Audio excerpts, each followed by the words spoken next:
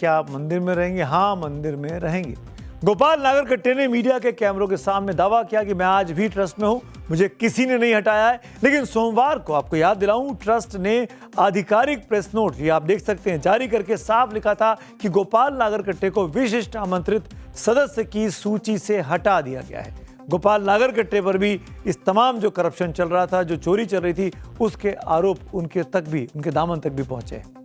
अब सीधा सवाल है कि अगर प्रेस नोट सही है तो गोपाल नागरकट्टे किस हैसियत से खुद को राम मंदिर से अभी भी जुड़ा हुआ बताते हैं? और अगर गोपाल नागरकट्टे सही है तो फिर ट्रस्ट का आधिकारिक प्रेस नोट में ऐसा क्यों लिखा गया? आखिर सच कौन छुपा रहा है?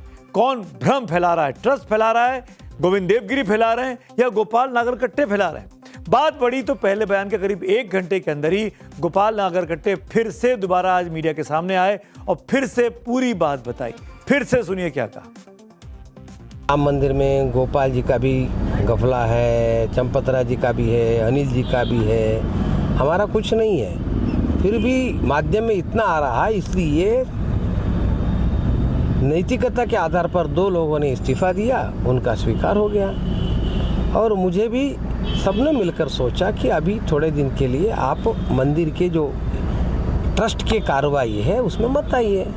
हमने स्वीकार कर लिया, बस उतना ही है। अच्छा बाबूजी, मंदिर में आई अलग ही व्यवस्था अभी नया होगा तो उसमें हमको सहयोग करना है, इसलिए मैं तो 15 तारीख तक तो मंदिर जाऊंगा, देखूंगा, मदद करूंगा। जब तक आवश्यकता पड़ेगी तब तक हम मदद करेंगे। नया टीम आ जाएगी तो पीछे हट जाएंगे। अच्छा, मंदिर से किसी ना किसी बहाने जुड़े रहेंगे गोपाल नागरकट्टे की बातों से ये बात समझ में आती है, वो भी तब जबकि इतने गंभीर इल्जाम इस तिकड़ी पर लग रहे हैं, चंपतराय, गोपाल नागरकट्टे और अनिल मिश्रा। आगे बढ़ते हैं आज की अगली कहानी की ओर। और अब बात जंतर मंतर पर चल रहे कॉकरोच जनता पार्टी के प्रदर्शन की एक बार फिर से करते हैं, जहां पर भूख हड़ताल पर बैठे जाने माने समाजसेवी सोनम वांगचुक की हालत बिगड़ती जा रही है।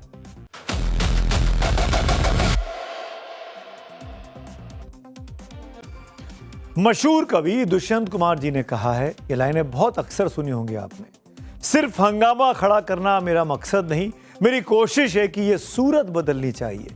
मेरे सीने में नहीं तो तेरे सीने में सही, हो कहीं भी आग लेकिन आग जलनी चाहिए। पेपर लीक के बाद मचे बवाल से उठी व्यवस्था बदलने की आग जंतर मंतर पर अब भी जल रही है, भरी बारिश के बावजूद भी। लेकिन सवाल यह है कि जंतर मंतर पर यह आंदोलन आखिर कितने दिनों तक यूं ही चलता रहेगा? कब तक सरकार आंदोलन की अनदेखी करती रहेगी? और सबसे बड़ा सवाल यह कि भूख हड़ताल पर बैठे सोनम वांगचुक आखिर कब तक यूं डटे रह पाएंगे? आज उनके अनशन का 11वां दिन था। इन 11 दिनों में उनका वजन 7 किलो तक घट गया है। सोनम अपने आप चल भी अब नहीं पा रहे हैं, उनकी बुलंद आवाज भी अब धीमी पड़ती जा रही है। डॉक्टर्स लगातार उनके स्वास्थ्य को लेकर मॉनिटरिंग कर रहे हैं और अब तो चिंता भी जता रहे हैं। आज का जो ब्लड प्रेशर इनका दोनों पोजीशन में, एक लाइंग और सिटिंग में 11/173 और 103/68 है। इनका हार्ट रेट 74 पर मिनट है, सैचुरेशन 98 है, ब्लड ग्लूकोज 75 है, हाइड्रेशन फेयर है और मेंटली इज अलर्ट।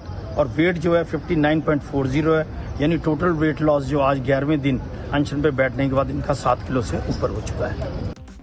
डॉक्टर्स की पर्ची पर घटता हुआ ब्लड प्रेशर और गिरता हुआ शुगर लेवल सिर्फ सोनम वांगचुक की सेहत का रिकॉर्ड नहीं है, बल्कि इस देश के करोड़ों छात्रों के भविष्य का लाइफ सपोर्ट सिस्टम है। लेकिन सरकार का कोई भी नुमाइंदा अब तक जंतर मंतर पर प्रदर्शनकारियों के बात करने के लिए नहीं पहुंचा है, जिसे लेकर कॉकरोच जनता पार्टी के समर्थक अब सरकार के इस कठोर रवैये पर सवाल उठा रहे हैं। आपको बता दें, कॉकरोच जनता पार्टी का जंतर मंतर पर यह प्रदर्शन पिछले 19 दिनों से लगातार जारी है। 20 जून को कॉकरोच जनता पार्टी ने केंद्रीय शिक्षा मंत्री धर्मेंद्र प्रधान के इस्तीफे की मांग के साथ व्यवस्था के खिलाफ आंदोलन का बिगुल बजाया था। नीट पेपर लीक के मामले को लेकर यह गुस्सा छात्रों के बीच था, जिसको कॉकरोच जनता पार्टी अब प्रोटेस्ट के जरिए जंतर मंतर पर दिखा रही है। तब से लेकर अब तक भीषण गर्मी हो चुकी है, उमस का माहौल दिल्ली में रहा, भारी बारिश भी हुई, लेकिन यह आंदोलन लगातार जारी है।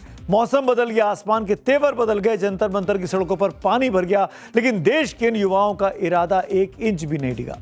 जंतर मंतर पर समर्थकों की इस भीड़ को देखकर मंच पर लेटे सोनम वांगचुक का हौसला जरूर बढ़ता होगा। जो लोग ये अफवाह फैला रहे हैं कि धरना स्थल खाली हो चुका है, ऐसा बिल्कुल भी नहीं है। सच्चाई वही है जो हमारे सहयोगी, हमारे संवाददाता ने अभी अभी आपको दिखाई। लेकिन सोनम वांगचुक का गिरता स्वास्थ्य चिंता का विषय जरूर है और इसे लेकर आम आदमी पार्टी के सांसद संजय सिंह ने सरकार के खिलाफ मोर्चा खोला है। संजय सिंह ने एक्स पर पोस्ट किया कि सोनम वांगचुक जैसे पढ़े लिखे शख्स पेपर लीक के खिलाफ पिछले 11 दिनों से आमरण अनशन पर बैठे हैं। उनकी हालत बिगड़ रही है, उनका वजन 7 किलो घट चुका है।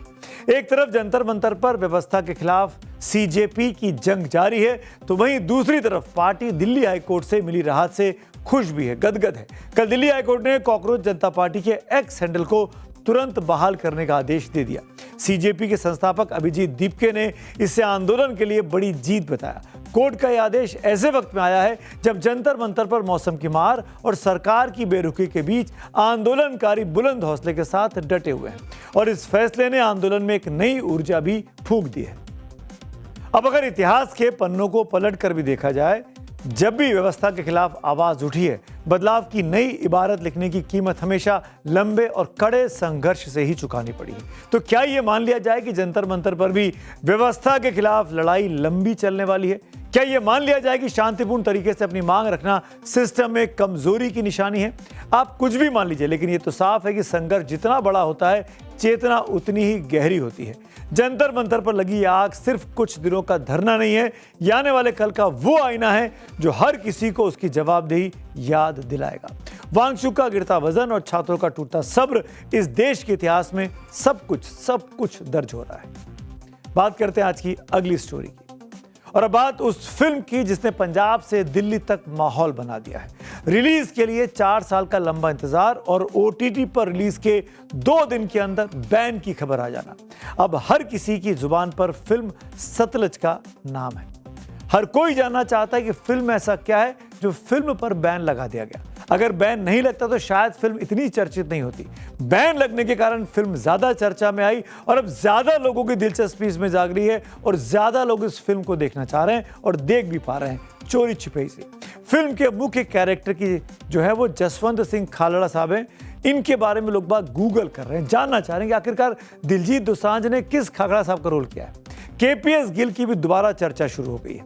बवाल बढ़ा तो सरकार ने फिल्म रिव्यू के लिए कमेटी बना दी, लेकिन अब सियासी पार्टियों के बाद सिंह संगठनों ने भी मोर्चा खोला और सतलुज की स्पेशल स्क्रीनिंग का ऐलान कर दिया, वो भी तब जबकि इस फिल्म को सेंसर से सर्टिफिकेट नहीं मिला है। सतलुज फिल्म दिलजीत दोसांझ की फिल्म ओटीटी प्लेटफॉर्म ZEE5 पर 2 दिनों के लिए उपलब्ध थी, शुक्रवार से लेकर इतवार तक। फिल्म देखने वाले जमकर इसकी तारीफ कर रहे हैं। लोग कह रहे हैं कि जब पावर गलत हाथों में पहुंच जाए तो उसका कैसा दुरुपयोग होता है, यही तो सतलुज फिल्म में दिखाया गया है। खालड़ा और उनके परिवार का बलिदान, पंजाब के मासूम लोगों का दर्द और पुलिस अत्याचार का असली चेहरा इस फिल्म में दिखाया गया है। फिल्म में पंजाब के उस दौर की सच्चाई दिखाई गई है जब आतंकवाद से पूरा पंजाब पीड़ित